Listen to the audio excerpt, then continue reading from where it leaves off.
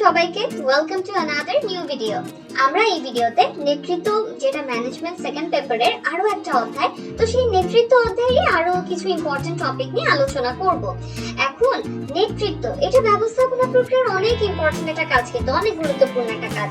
এখন কথা হচ্ছে এই নেতৃত্ব প্রদানের সাথে যারা জড়িত থাকে তাদেরকে কিন্তু আমরা নেতা বলে থাকি। এখন তোমাদের কি মনে হয় নেতৃত্ব প্রদানের কাজে যারা নিয়োজিত সবাই কি সফলভাবে কাজটা পারে? এই জিনিসটা চিন্তা করা কিন্তু মোটেই অসম্ভব নয় যে যারা নেতৃত্ব প্রদানের কাজে নিয়োজিত তারা সবাই সফল হবে না। এরকম হতেই পারে নেতৃত্ব দানের কাজে যারা নিয়োজিত তাদের মধ্যে বেশ কয়েকজন সফল হবে না। তো যিনি নেতা আছেন তিনি যদি একজন আদর্শ নেতা হিসেবে গড়ে তুলতে চান নিজেকে, তাহলে তার মধ্যে কি কি গুণাবলী থাকতে হবে? আচ্ছা, আরেকটা কোয়েশ্চেন করি। নির্দেশনা যেটা মূলত বোঝায় যে অধস্তনদেরকে আদেশ দান করা, উপদেশ ও পরামর্শ প্রদান করা, তাদের কাজগুলো ঠিকমতো হচ্ছে কিনা সেটা তত্ত্বাবধান করা এবং এই জিনিসগুলো অনুসরণ করা বা ফলো আপের মধ্যে রাখা, এটাকেই বলা হয় নির্দেশনা। এখন নির্দেশনা যেটা পরিকল্পনা এবং যে কাজগুলো করা হবে তো ওগুলোর মধ্যে সেতু হিসেবে কাজ করে থাকে। তো সেই নির্দেশনাটিকে উত্তম নির্দেশনা হতে হলে তার মধ্যে কি কি বৈশিষ্ট্য থাকতে হবে বা কি কি গুণাবলী থাকতে হবে? তো এই যে কোয়েশ্চেনগুলো করলাম, তো এই কোয়েশ্চেনগুলোর আনসারই আমরা জানবো এই ভিডিওতে। তো স্পেসিফিক্যালি এই প্রশ্নগুলোর উত্তর খোঁজার মাধ্যমে মূলত আমরা এই নেতৃত্ব অধ্যায়ের দুটো টপিক সম্পর্কে আলোচনা করব। একটা হচ্ছে আদর্শ নেতার গুণাবলী, অর্থাৎ আদর্শ নেতার কি কি গুণ থাকতে হবে, আর একটা হচ্ছে একটি উত্তম নির্দেশনার কি কি বৈশিষ্ট্য থাকতে হবে বা কি কি গুণাবলী থাকতে হবে। তাহলে চলো পড়াশোনা শুরু করি। প্রথমেই জানা যায় আদর্শ নেতার গুণাবলী সম্পর্কে। এখন হ্যাঁ, আমাদের আশেপাশে অনেক ধরনের প্রতিষ্ঠান আছে, বিভিন্ন সামাজিক প্রতিষ্ঠান আছে, ব্যবসায় প্রতিষ্ঠান আছে, বিভিন্ন ধরনের প্রতিষ্ঠান আছে এবং ওই প্রতিষ্ঠানগুলোর উদ্দেশ্য বা কাজগুলো কিন্তু অন্যরকম। তো এরকম হতেই পারে যে কাজ অনুযায়ী বা বিভিন্ন বিষয়ের উপর ভিত্তি করে এক এক প্রতিষ্ঠানের বা এক এক ক্ষেত্রের নেতার গুণাবলীর মধ্যে কিছুটা তারতম্য থাকবে, বা এখন আমরা যে গুণাবলীগুলো পড়বো সেগুলো না কম বেশি সব নেতার মধ্যেই থাকাটা অনেক ইম্পর্টেন্ট। তাহলে চলো প্রথমে শুরু করি। প্রথম যে গুণাবলীটা সম্পর্কে জানবো সেটা হচ্ছে শিক্ষা এবং অভিজ্ঞতা। এই গুণটা যেমন আমরা যদি বলি আমরা হচ্ছে কলেজে শিক্ষা লাভ করতে যাচ্ছি, তাহলে তার মানে কি আমরা বিদ্যা চর্চার মাধ্যমে কিন্তু আমরা জ্ঞান অর্জন করতে যাচ্ছি, তাই না? তাহলে এই যে বিদ্যা চর্চা, অভ্যাস চর্চা, এগুলোর মাধ্যমে জ্ঞান অর্জন করা বা জ্ঞান আয়ত্ত করা, এটাকেই বলা হয় শিক্ষা। এখন শিক্ষা প্রতিষ্ঠানে জ্ঞান অর্জন করা যেমন শিক্ষা, তেমনি মনে করো একজন ড্রাইভিং শিখছে, তো সেই ড্রাইভিং শিক্ষাও কিন্তু একটা শিক্ষা। এবং অভিজ্ঞতার কথা যদি বলতে চাই তাহলে অভিজ্ঞতা তো অনেক বেশি ইম্পর্টেন্ট। অভিজ্ঞতা বা এক্সপিরিয়েন্সের মাধ্যমেও কিন্তু দেখা যায় যে মানুষ নেতৃত্বের কাজটা ঠিকভাবে করতে পারে। অভিজ্ঞতার মাধ্যমে মানুষ কিন্তু অনেক কিছু শিখে। যার এক্সপিরিয়েন্স বেশি তার কিন্তু স্কিলও বেশি থাকে। আর আমরা যেহেতু জানি শিক্ষাই আলো, তো অবশ্যই একজন আদর্শ নেতার কিন্তু শিক্ষা এবং অভিজ্ঞতার দিক থেকে এগিয়ে থাকাটা অনেক বেশি গুরুত্বপূর্ণ। এতে করে নেতার অনুসারী যারা আছে তো সেই অনুসারীদের সামনে কিন্তু তার ভাবমূর্তি বৃদ্ধি পায় এবং সেই সাথে নেতা কিন্তু তার দায়িত্ব সম্পর্কে আরো বেশি জানতে পারে এবং এটা কিন্তু নেতাকে একজন আদর্শ নেতা হতে সাহায্য করে, আবার নেতাকে শক্তিও যোগায়। নেক্সট যে গুণ সেটা হচ্ছে সাংগঠনিক জ্ঞান ও দক্ষতা। তো সাংগঠনিক জ্ঞান ও দক্ষতা বলেটা থাকে, এটা হচ্ছে সংগঠন প্রতিষ্ঠা করা এবং পরিচালনা করার জন্য যে জ্ঞান দরকার, যে দক্ষতা দরকার, সেটাকেই বলা হয় সাংগঠনিক জ্ঞান ও দক্ষতা। তো একজন নেতা তিনি যদি আদর্শ নেতা হতে চান তাহলে কিন্তু তার এই সাংগঠনিক জ্ঞান এবং দক্ষতার গুণটা থাকতে হবে। একজন নেতা তিনি যে লক্ষ্য অর্জনের জন্য নেতৃত্ব প্রদান করছে, তো সেই লক্ষ্য অর্জনের জন্য যে কাজগুলো আছে সেগুলো কিন্তু বাস্তবতা বিবেচনায় তাকে ঠিকভাবে ভাগ করতে হবে। তারপর কাজ অনুযায়ী উপযুক্ত করে বাছাই করতে হবে, কার কি দায়িত্ব থাকবে, কার কতটুকু কর্তৃত্ব থাকবে, সেই জিনিসটা কিন্তু ঠিকঠাক করতে হবে এবং ওই অনুযায়ী বন্টনও করতে হবে। এবং সেই সাথে একটা সুষ্ঠু যোগাযোগ ব্যবস্থা প্রতিষ্ঠা করা, তারপর হচ্ছে যতগুলো বিভাগ আছে, উপবিভাগ আছে, কাজগুলোকে যতগুলো ভাগে ভাগ করা আছে বা যতজন কাজ করছে এদের সবার মধ্যে একটা কার্যকর সমন্বয় সাধন করা এবং সেই সাথে একটা জবাবদিহিতামূলক প্রশাসন প্রতিষ্ঠা করা, এইসব কাজ ঠিকমতো করা কিন্তু একজন আদর্শ নেতার গুণের মধ্যেই পড়ে। এবং এই যে কাজগুলো বললাম, এই কাজগুলো করার জন্য কিন্তু তার প্রয়োজনীয় জ্ঞান থাকতেই হয়, দক্ষতার অধিকারী তাকে হতেই হয়। তো এইভাবে সাংগঠনিক জ্ঞান ও দক্ষতা এভাবে আদর্শ নেতার গুণাবলী হিসেবে প্রমাণিত, যেটার মাধ্যমে হচ্ছে সে প্রতিষ্ঠানের যে কাজগুলো আছে বা যে সংগঠনের কাজগুলো আছে সেগুলো ঠিকভাবে করতে পারে, যার ফলে আলটিমেটলি লক্ষ্য অর্জন করা যায়। নেক্সট যে গুণাবলী সেটা হচ্ছে শক্তি ও সামর্থ্য। তো এই শক্তি আর সামর্থ্য এই গুণাবলীটা মূলত কাকে বলে? অর্থাৎ এই যে নেতার অনেক কাজ করতে হয়, অনেক বিষয় চিন্তা করতে হয়, তো এই যে কাজগুলো করার জন্য বা এই চিন্তা করার মতো শারীরিক ক্ষমতা, মানসিক ক্ষমতা, জ্ঞানগত এবং কারিগরি যে যোগ্যতা, সেগুলোকেই বলা হয় হচ্ছে নেতার শক্তি এবং সামর্থ্য। তো একজন নেতা সে যদি শক্তি এবং সামর্থ্যবান না হয়ে থাকে, তাহলে কি তিনি তার প্রয়োজনীয় কাজগুলো ঠিকভাবে করতে পারবেন? না, কিন্তু তার কিন্তু বিভিন্ন ধরনের জটিল পরিস্থিতি মোকাবেলা করতে হয় এবং এই বিষয়গুলো কিন্তু নেতার মাঝে অনেক সময় মানসিক চাপেরও সৃষ্টি করে এবং তাকে কিন্তু বেশ কিছু বিষয় নিয়ে চিন্তা করতে হয়, কিভাবে লক্ষ্য অর্জন করবে, বাকি অনেক কাজ কিন্তু তাকে চিন্তা করতে হয় নেতাকে। তাহলে এই জিনিসগুলো চিন্তা করার জন্য বা কাজগুলো করার জন্য তার কিন্তু এই শক্তি এবং সামর্থ্য থাকা দরকার। যদি নেতা দৈহিক এবং মানসিক সামর্থ্যের অধিকারী না হন এবং তিনি যদি এই শক্তি এবং সামর্থ্য এই গুণগুলোর অধিকারী না হন, তখন কিন্তু তিনি তার প্রয়োজনীয় দায়িত্বগুলো পালন করতে পারবেন না। তাই আদর্শ নেতার একটা গুণাবলী এটাও থাকবে যে তার প্রয়োজনীয় শক্তি এবং সামর্থ্য থাকবে, যাতে করে তার যে কাজগুলো তিনি যাতে ঠিকঠাক ভাবে করতে পারেন। বুঝা গেল? নেক্সট যে গুণটা সেটা হচ্ছে সাহস ও দৃঢ় মনোবল। আচ্ছা, নেতা যদি ভীতু হয়, তাহলে সে জটিল পরিস্থিতি কিভাবে মোকাবেলা করবে বলো তো? তাহলে তার সাহস থাকতে হবে না, বলো? তো এই সাহস ও দৃঢ় মনোবল এটার ডেফিনিশনটা হচ্ছে যে যে কোনো পরিস্থিতিতে, হোক সেটা জটিল পরিস্থিতি বা কঠিন পরিস্থিতি, তো যে কোনো পরিস্থিতিতে একদম ভয় না পেয়ে একদম মানসিক শক্তি সহকারে লক্ষ্যপানে এগিয়ে যাওয়ার যে গুণ, এটাই হচ্ছে সাহস এবং দৃঢ় মনোবল বলে পরিচিত। অবশ্যই নেতার হচ্ছে যে সাহসী হতে হবে, সেই সাথে তার কিন্তু দৃঢ় মনোবলের অধিকারী হতে হবে। এরকম অনেক জটিল পরিস্থিতি দেখা যেতে পারে যে পরিকল্পনা অনুযায়ী হয়তো বা কোনো একটা কাজ হচ্ছে না, ওই সময় যদি নেতা সাহসের সাথে এটা মোকাবেলা না করে, তার যদি দৃঢ় মনোবল না থাকে, সে যদি অল্পতেই মানসিকভাবে ভেঙে পড়ে, তাহলে তার অনুসারীদের উপরেও কিন্তু এটা একটা প্রভাব পড়ে। তো এই জন্য অবশ্যই আদর্শ নেতা একটা গুণাবলী এটা হবে যে সে সাহসী হবে এবং দৃঢ় মনোবল সম্পন্ন হবে। এবং অবশ্যই একজন নেতার তো নতুন নতুন উদ্যোগ গ্রহণ করতে হয়, অনেক জটিল পরিস্থিতিতে অনেক দ্রুত সমাধানের চিন্তা করতে হয়। তাহলে এই জিনিসগুলো যদি নেতা ভীত হয়, তাহলে কি সে করতে পারবে না? কিন্তু এই জন্য এটাই হচ্ছে সাহস আর দৃঢ় মনোবল। এবং আশা করি আমি বুঝতে পারছি যে গুণগুলো কেন একজন আদর্শ নেতার থাকা দরকার। সেই সাথে আদর্শ নেতার নেক্সট যে গুণাবলীটা জানবো সেটা হচ্ছে দায়িত্ব ও ঝুঁকি গ্রহণের মানসিকতা। তো কোনো একটা কাজ সম্পাদনের বা কোনো একটা কর্তব্য পালনের যে দায়, যে লায়াবিলিটি, সেটাই কিন্তু দায়িত্ব হিসেবে পরিচিত। এবং ঝুঁকি কাকে বলে? এই ঝুঁকি হচ্ছে আর্থিক ক্ষতির সম্ভাবনা, অর্থাৎ আর্থিক ক্ষতির মুখে পড়তে পারে এই প্রবাবিলিটি বা এই সম্ভাবনাটাই হচ্ছে ঝুঁকি। এখন নেতার দায়িত্ব ও ঝুঁকি গ্রহণের মানসিকতা এইটা কাকে বলে? এটা হচ্ছে দায়বোধের সাথে সাথে ক্ষতি মেনে নেওয়ার যে মানসিকতা, সেটাই হচ্ছে যে তোমার দায়িত্ব এবং ঝুঁকি গ্রহণের মানসিকতা হিসেবেই পরিচিত। একজন নেতা যে শুধুমাত্র কর্তৃত্ব থাকে তা কিন্তু না, তার কিন্তু বেশ কিছু ব্যাপারে দায়িত্ব থাকে। তার অনুসারীরা যদি কাজে বিফল হয়, তাহলে এটার একটা দায় কিন্তু তার উপরেও বর্তে এবং সেই সাথে নেতাকে কিন্তু বিভিন্ন ঝুঁকিও গ্রহণ করতে হয়। এবং এই কাজটা যদি সে না পারে, তখন কিন্তু দেখা যায় কি অধস্তনদের শ্রদ্ধা সে আর পায় না বা আনুগত্য সে আর লাভ করতে পারে না। কেননা নেতার কিন্তু দায়িত্ব এবং ঝুঁকি গ্রহণ করতেই হয় এবং এই ঝুঁকি গ্রহণ এবং দায়িত্ব গ্রহণের মানসিকতা যদি তার মধ্যে না থাকে, তার যে অনুসারীরা আছে সেই অনুসারীদের কাছে কিন্তু নেতা তখন গ্রহণযোগ্যতা হারায়। আর নেক্সট যে গুণটা সেটা হচ্ছে ধৈর্য। আচ্ছা, ধৈর্য কিন্তু একদম আমাদের সবার জীবনেই প্রয়োজন, তাই না? তাহলে সবার জীবনে যেখানে ধৈর্য প্রয়োজন, একজন আদর্শ নেতারও কিন্তু ধৈর্যের অনেক দরকার। কারণ যতই দিন যায় তাকে কিন্তু বেশ কিছু চ্যালেঞ্জ ফেস করতে হয়, বেশ কিছু প্রতিকূল পরিস্থিতি মোকাবেলা করতে হয়। তারপরে হচ্ছে প্রতিষ্ঠানে বা যে কোনো একটা দলে কিন্তু নানান রকমের মানুষ কাজ করে থাকে, তাই না? তো তাদের কাছ থেকে কাজ আদায় করতে হয়। তো বিভিন্ন ধরনের কাজ কিন্তু নেতার করতেই হয় এবং এই কাজগুলো করার ক্ষেত্রে ধৈর্য এটা অনেক বড় একটা গুরুত্বপূর্ণ ভূমিকা কিন্তু পালন করে থাকে। তো এই ধৈর্য কাকে বলে?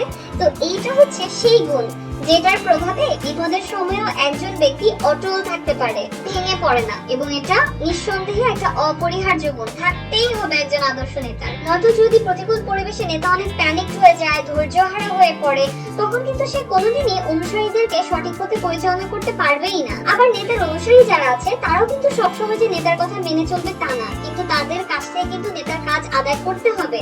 তো ওই সময় কিন্তু ধৈর্যের পরিচয় তাকে দিতেই হবে। তো এইভাবেই দেখা যায় যে আদর্শ নেতার গুণাবলীর মধ্যে ধৈর্য একটা ইম্পর্টেন্ট একটা গুণ। তো নেক্সট আমরা যে গুণগুলো পড়বো আরো, যেটা হচ্ছে আদর্শ নেতা থাকতেই হবে, তো সেটার মধ্যে পড়ে অধস্তনদের সম্পর্কে জ্ঞান।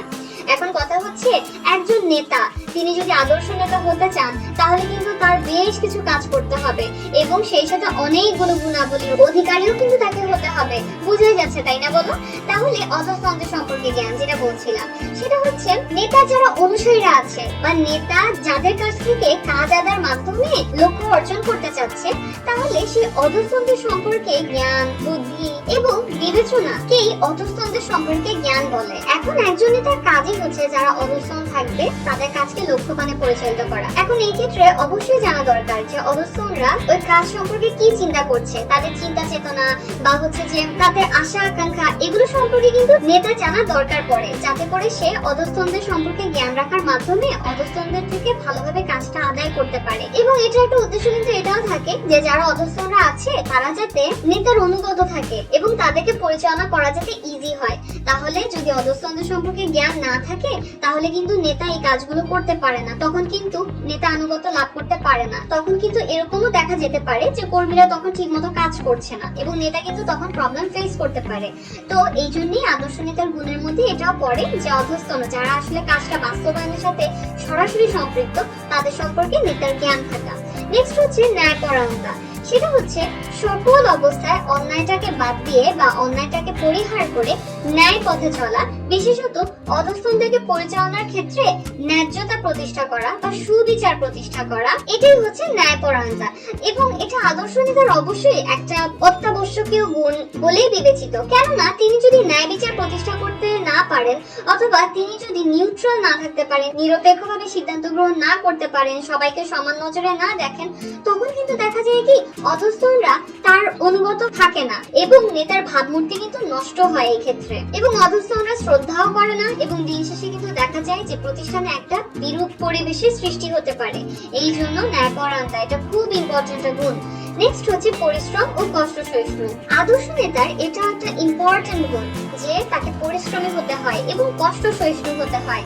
অবশ্যই নেতাকে কিন্তু স্বাভাবিকের চেয়ে বেশি পরিশ্রম করতে হয়। প্রতিষ্ঠানে কত রকমের মানুষ কাজ করে, তাদের সবার কাছে কাজ আদায় করা, তারপরে হচ্ছে প্রতিকূল পরিবেশে কিভাবে কাজটা ঠিকভাবে আদায় করা যায় সেই জিনিসটা চিন্তা করা, তারপর হচ্ছে বিভিন্ন বিষয় সম্পর্কে কিন্তু নেতাকে চিন্তা করতে হয়, অনেক কাজ করতে হয়, অনেক সময় স্বাভাবিকের চেয়েও বেশি পরিশ্রম করতে হয় এবং অনেক সময় প্রতিকূল পরিবেশে কি করতে হয়, তাকে ধৈর্য ধরে কিন্তু এগিয়ে যেতে হয় এবং সেই সময় কিন্তু তাকে কষ্ট সহিষ্ণুও হতে হয়। এখন নেতা যদি পরিশ্রমী না হন, তিনি যদি অলস হন, তখন কিন্তু তিনি কোনোদিনই পারবেন না অনুসারীদেরকে সঠিকভাবে পরিচালনা করা, বা তিনি যদি অল্পতেই হচ্ছে যে ভেঙে পড়েন মানসিকভাবে, তিনি যদি কষ্ট সহিষ্ণু না হন, তাহলে কিন্তু দেখা যায় কি তার পক্ষে অনেক কঠিন হয়ে পড়ে লক্ষ্যটা অর্জন করা, যে লক্ষ্য অর্জনের জন্য তিনি নেতৃত্ব প্রদান করছেন। এবং এই জন্যই একজন নেতাকে সব সময় এটা মনে রাখতে হয় যে industry is the mother of good luck, অর্থাৎ পরিশ্রম সৌভাগ্যের প্রসূতি। আমরা যদি পরিশ্রম না করি তাহলে কিন্তু আমাদের ভালো রেজাল্ট করার সম্ভাবনাটাও কিন্তু কমে যায়। তেমনি একজন নেতা তিনি যদি পরিশ্রমী না হন তখন কিন্তু তিনি আদর্শ নেতা হতে পারবেন না এবং তিনি লক্ষ্য অর্জন করতে পারবেন না। কিন্তু এই জন্য পরিশ্রম করা এবং কষ্ট সহিষ্ণু হওয়া এই গুণাবলী কিন্তু অর্জন করা নেতার জন্য অনেক ইম্পর্টেন্ট যদি তিনি আদর্শ নেতা হতে চান। নেক্সট যে গুণটা সেটা হচ্ছে যোগাযোগ নৈপুণ্য। যোগাযোগ নৈপুণ্য কাকে বলে? নৈপুণ্য মানে কিন্তু আমরা স্কিল বুঝি, তাই না? তার মানে যোগাযোগ করার ক্ষেত্রে স্কিল থাকা, সেই বিষয়টাকে যোগাযোগ নৈপুণ্য বলা যেতে পারে। অর্থাৎ মনের ভাব, তথ্য এবং সংবাদ অন্যের নিকট সুন্দরভাবে তুলে ধরে সেই সাথে যাদের কাছে তুলে ধরা হচ্ছে তাদের কাছ থেকে কাঙ্ক্ষিত একটা রিপ্লাই বা কাঙ্ক্ষিত একটা রেসপন্স পাওয়ার সামর্থ্যকে কিন্তু যোগাযোগ নৈপুণ্য বলে।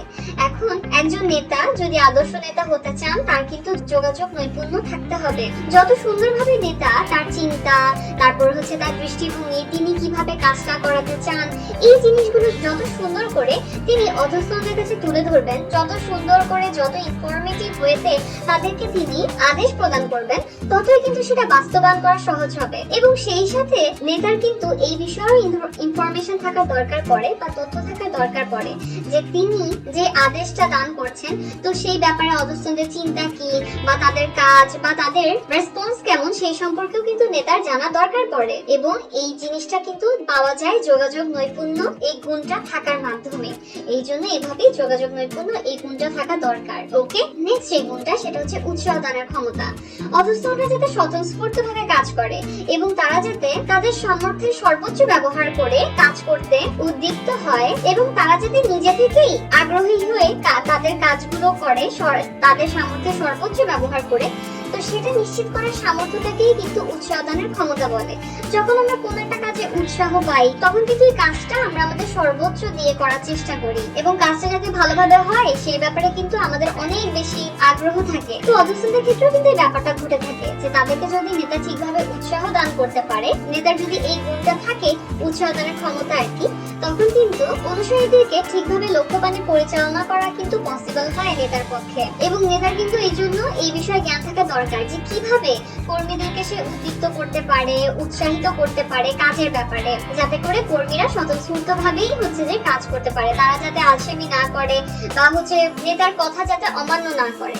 আর লাস্ট যে গুণটা সম্পর্কে বলবো সেটা হচ্ছে দূরদৃষ্টি বা প্রজ্ঞা। এটা হচ্ছে কি নিজের জ্ঞান, অভিজ্ঞতা, তারপর দক্ষতা থেকে নেতা তার অন্তর্দৃষ্টি দিয়ে কোনো বিষয় আগাম চিন্তা করবেন, এই আগাম চিন্তা করতে পারা যে সামর্থ্য, এটাকেই বলা হয় প্রজ্ঞা। এবং অবশ্যই কিন্তু নেতার এই গুণটা থাকা দরকার, কেননা নেতাকে কিন্তু এই বিষয়ে চিন্তা করতে হয় যে আচ্ছা আমি যে লক্ষ্যটা অর্জন করতে যাচ্ছি, এই লক্ষ্যটা অর্জনের জন্য যখন কাজ করা হবে তখন কি কি ধরনের সিচুয়েশন ফেস করা লাগতে পারে। তো এই জিনিসগুলো কিন্তু বা ভবিষ্যৎ সম্পর্কে কিন্তু মূল্যায়ন করতে হয় তাকে, এবং যদি তিনি এই ক্ষেত্রে ব্যর্থ হন তখন কিন্তু তার পক্ষে পসিবল হয় না সঠিক সিদ্ধান্ত নেওয়া। এবং ঠিক তার অপোজিট হয় যখন তিনি ঠিকভাবে ভবিষ্যৎ সম্পর্কে মূল্যায়ন করতে পারেন বা তিনি যদি প্রজ্ঞা বা দূরদৃষ্টি গুণ সম্পন্ন হন, যে যদি তিনি সঠিক পূর্বানুমান করতে পারেন তখন কিন্তু সঠিক সিদ্ধান্ত নিতে পারেন এবং এর ফলে কিন্তু লক্ষ্য অর্জনে সফল হওয়া যায়, কার্যক্ষেত্রে সফলতা লাভ করা যায় এবং অধস্তনরাও কিন্তু নেতার প্রতি আরো বেশি শ্রদ্ধাশীল হয়ে পড়ে। তাহলে এই তো গেল একটা টপিক যে আদর্শ নেতার কি কি গুণাবলী থাকতে হয়, এই কোয়েশ্চেনটার আনসার।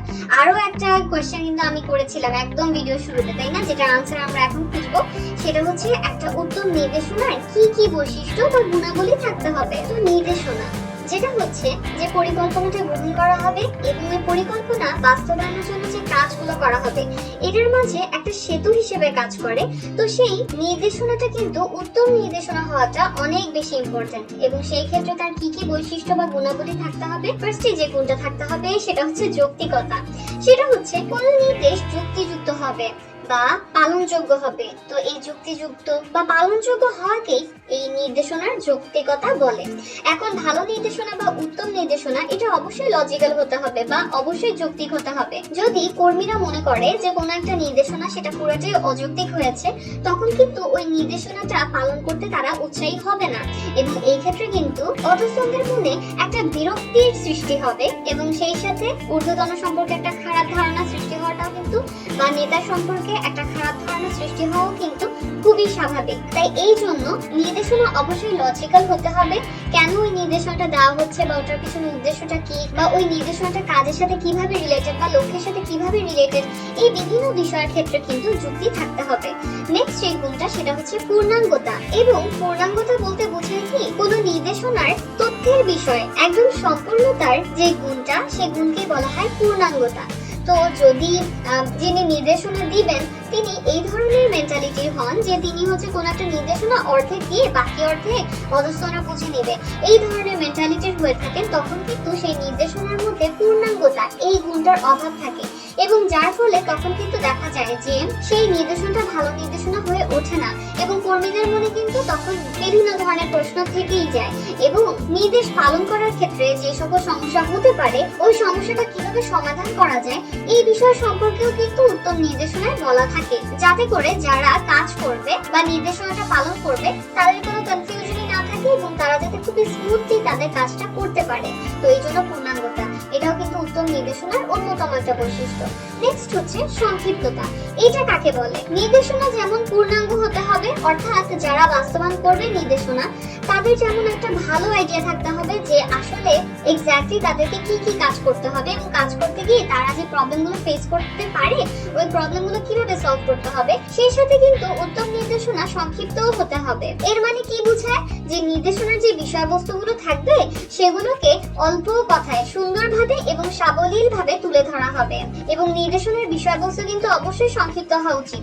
অনেকগুলো ইনফরমেশন দিয়ে যাতে কর্মীদের বিরূপ পরিস্থিতিতে না পড়তে হয়, এই জন্য কিন্তু সংক্ষিপ্ততা এই বৈশিষ্ট্য বা গুণাবলীটা থাকা আবশ্যক উত্তম নির্দেশনায়। অনেক বেশি ইনফরমেশন যদি নির্দেশ যারা পালন করবে তাদেরকে দেওয়া হয়, তারা হয়তো বা সব কথা মনে রাখতে পারে না এবং এটা খুবই স্বাভাবিক। গুরুত্বপূর্ণ কিছু তথ্য কিন্তু তখন তারা ভুলে যেতে পারে এবং এই জন্যই নির্দেশনাকে অবশ্যই অল্প কথায় বুঝিয়ে সুন্দর এবং সাবলীল ভাবেই তুলে ধরতে হবে। যেভাবেই নির্দেশনা দেওয়া হোক, মৌখিক ভাবে হোক অথবা লিখিত ভাবে দেওয়া হোক, এই জিনিসটা যাতে মাথায় রাখা হয় যাতে করে মূল কথাগুলো সুন্দরভাবে গুছিয়ে অধস্তনদের নিকট যাতে তুলে ধরা হয়, নয়তো কিন্তু অধস্তনরা বুঝে উঠতে পারে না।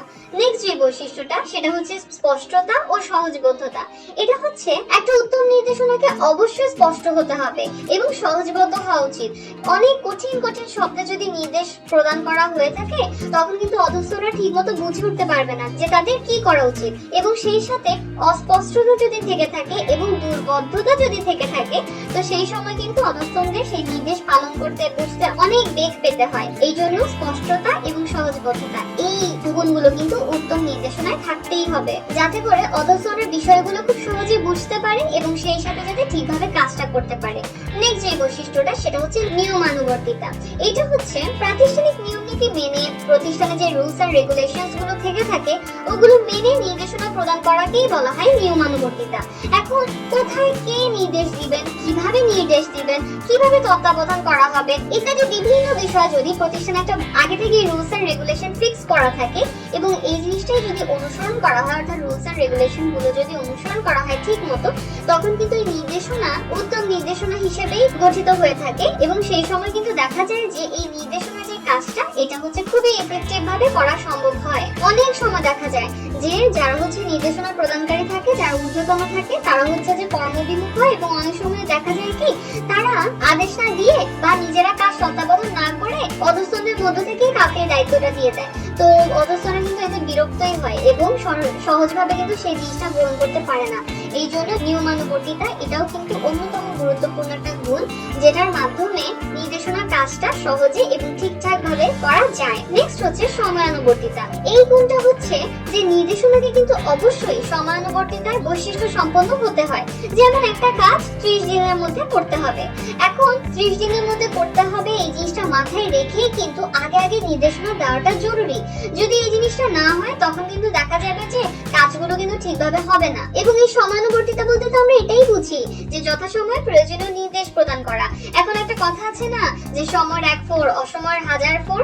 তো যদি সময়ানুবর্তিতা পালন করা না হয়, সময় অনুযায়ী নির্দেশনা প্রদান করা না হয়, তখন সেটা কোনোদিনই উত্তম নির্দেশনা হতে পারবে না এবং দিন শেষে কিন্তু লক্ষ্যটা অর্জনও করা যাবে না এবং কার্যক্ষেত্রে জটিলতারও কিন্তু সৃষ্টি হবে। নেক্সট হচ্ছে ক্ষেত্র বিবেচনা এবং এটা হচ্ছে উত্তম নির্দেশনার কিন্তু অন্যতম একটা গুণ যে ক্ষেত্র বিবেচনায় এই ক্ষেত্রে নির্দেশনা কৌশল অবলম্বন করা হয়। কর্মীদের মন মানসিকতা বা প্রতিষ্ঠানের উপায় উপকরণ, তারপরে হচ্ছে যে কাজটার গুরুত্ব ইত্যাদি বিভিন্ন বিষয় বিবেচনা করে নির্দেশ প্রদানকেই বলা হয় ক্ষেত্র বিবেচনা। এখন নির্দেশ দেওয়ার আগে কর্মীর মন মানসিকতা বা কর্মীর সুবিধা অসুবিধা ইত্যাদি বিভিন্ন বিষয় কিন্তু বিবেচনা করা দরকার পড়ে এবং এই বিষয়গুলো বিবেচনা করার মাধ্যমে যদি নির্দেশনা প্রদান করা হয় তখনই কিন্তু কর্মীদের কাছ থেকে কাঙ্ক্ষিত ফল লাভ করা যায়, কাজগুলো ঠিকভাবে বাস্তবায়ন করাও নিশ্চিত করা যায়। এবং হ্যাঁ, সাধারণ নির্দেশগুলো মৌখিকভাবে দেওয়া হলেও কিন্তু যেগুলো অনেক ইম্পর্টেন্ট নির্দেশনা আছে, যেগুলো যে অনেক বেশি গুরুত্বপূর্ণ, সেগুলো কিন্তু লিখিতভাবে বা টাইপ করে দেওয়াই উত্তম। আর নেক্সট যে গুণটা জানবো উত্তম নির্দেশনা সেটা হচ্ছে লিখিত। তো এই যে আদেশ প্রদান করা হবে অধস্তনদেরকে, তো এই আদেশের যে বিষয়বস্তু সেগুলো লিখে বা টাইপ করে একদম সিগনেচার সহ নির্দেশনা দেওয়াকে বলা হয় লিখিত নির্দেশনা।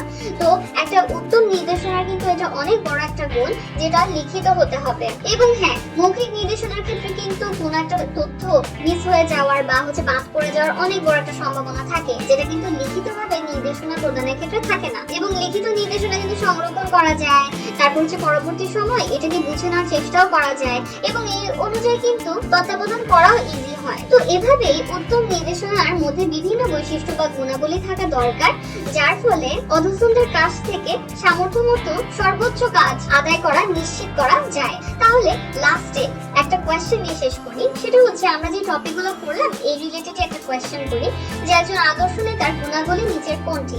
দ্বিতীয় দুর্বল মনোবল নাকি উৎসাহ দানের ক্ষমতা? আমরা কিন্তু বেশ কয়টা পয়েন্ট জেনেছিলাম, গুণাবলী জেনেছিলাম যেগুলো একজন নেতার থাকতে হয় আদর্শ নেতা হওয়ার ক্ষেত্রে। তাহলে ওগুলো যদি তোমরা মনে করে দেখো তাহলে কিন্তু এই অ্যান্সারটা পারার কথা। যাদের মনে হচ্ছে অপশন এ হবে অ্যান্সার, মানে ক নাম্বার অপশনটা হচ্ছে যে অ্যান্সার হবে যে একজন আদর্শ নেতার গুণাবলী দ্বিতীয় দুর্বল মনোবল, তাদের আনসারটা একদমই কারেক্ট না, বরং উৎসাহ দানের ক্ষমতা এটাই হচ্ছে একজন আদর্শ নেতার গুণাবলী। অর্থাৎ আদর্শ নেতার যে সকল গুণাবলী থাকতে হয় তার মধ্যে অন্যতম একটা গুণ। তাহলে আশা করি এই ভিডিওতে যে টপিকগুলো সম্পর্কে আমি আলোচনা করেছি এগুলো সম্পর্কে তোমাদের একটা ক্লিয়ার ধারণা হয়েছে। ধন্যবাদ সবাইকে।